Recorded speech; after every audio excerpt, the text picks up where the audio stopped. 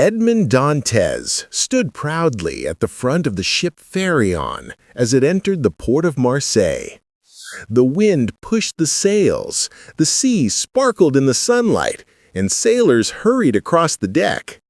For Edmond, this was not just another journey, it was the beginning of a new life. He was only 19 years old, but already the first mate of one of the finest ships of his company. His heart was full of hope and dreams, for he carried good news for both his employer and his family. The Pharaon had sailed from Smyrna, then stopped in Naples, and was finally returning to Marseille.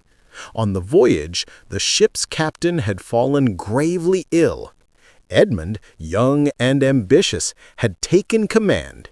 He navigated storms, negotiated with traders, and brought the ship safely home with its cargo untouched. His skill and bravery impressed everyone on board. Even the old sailors, who at first had doubted him, now spoke of him with respect. As the ship neared the dock, a small crowd gathered to welcome it. Merchants, port workers, and families waited impatiently. Edmond felt his heart beat faster, for among the crowd stood the two people he loved most: his father, an old man who had given everything for his son, and Mercedes, the beautiful young woman who was promised to him. The ship anchored, and Edmond gave sharp, confident orders. "Lower the sails, prepare the ropes, secure the cargo." His voice carried across the deck, and the sailors obeyed with speed. When the gangplank was lowered, Edmond ran down, eager to embrace his father and Mercedes. His father held him tightly, tears in his eyes. Mercedes smiled, her dark hair shining in the sunlight, her eyes full of love. Edmond, you are safe. I prayed for you every day. I am safe, and more than that, I bring good news. The captain has died, but the owner, Monsieur Morel, has promised to make me captain of the Pharaon. At 19, I shall have my own command. His father's hands trembled as he held him. Captain, my son, you make me proud. Your mother would have been proud too. Mercedes lowered her eyes modestly, though joy filled her heart. To be the wife of a captain meant security and honor. She dreamed of a small home near the sea, children playing by the shore, and a future bright with happiness. Monsieur Morel soon appeared, a wealthy merchant with a kind smile. He greeted Edmond warmly and confirmed the promise. You have shown courage and wisdom beyond your years. The Pharaon is yours to command, Edmond. Serve me faithfully, and you shall rise even higher. The crowd cheered, and Edmond felt as if the whole world celebrated with him. Yet, while most smiled, not every face was full of joy. Hidden among the crowd was Fernand Mondego, a fisherman from Catalonia. He stood silently, his fists clenched, his eyes burning with jealousy. For Fernand loved Mercedes too, and he had long dreamed of marrying her. But she had chosen Edmond, and Fernand's heart was filled with anger and envy. Another man, Danglars, the ship's purser, also looked at Edmond with bitterness. During the voyage, Edmond had been promoted above him, and Danglars could not forgive this humiliation. To see a 19-year-old boy given the command of the Pharaon was, for him, an insult. His lips curled into a thin smile as he muttered to himself, Captain Dantes, we shall see how long that lasts. Unaware of the hatred growing around him, Edmond walked proudly through the streets of Marseille with his father and Mercedes at his side. They visited his father's small home, where Edmond discovered a painful truth. His father had lived in poverty while he was away.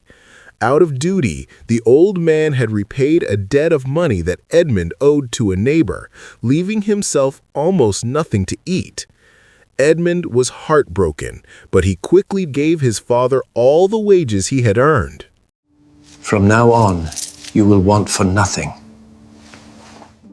The evening brought more joy. Edmund and Mercedes walked along the shore, speaking of their future. The sea breeze touched their faces, and the horizon seemed to promise endless possibilities. They planned to marry as soon as possible.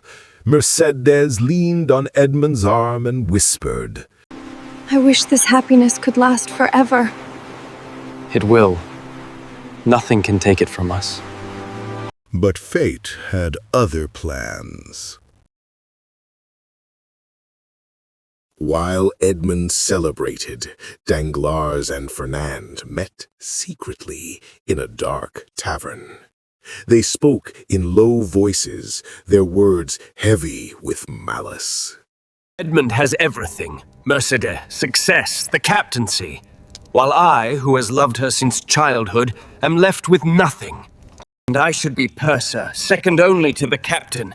Instead, this boy takes the command, and I am forced to serve under him.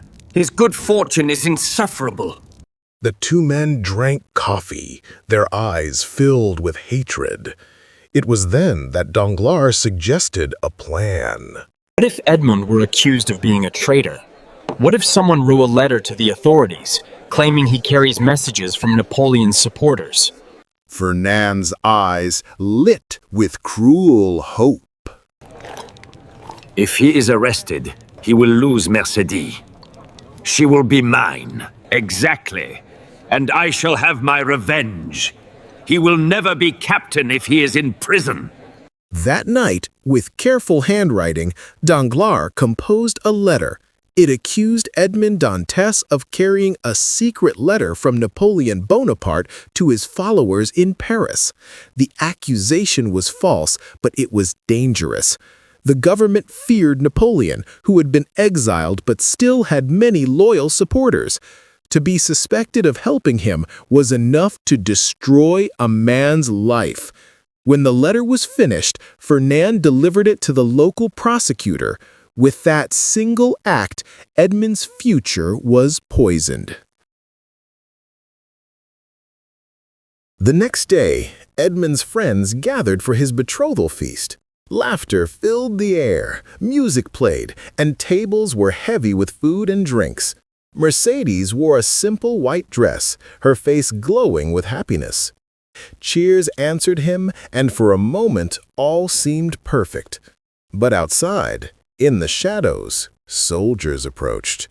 At the height of the celebration, the door opened and an officer entered with cold authority. Edmond Dantes? Yes? You are under arrest by order of the king's prosecutor. The room fell silent.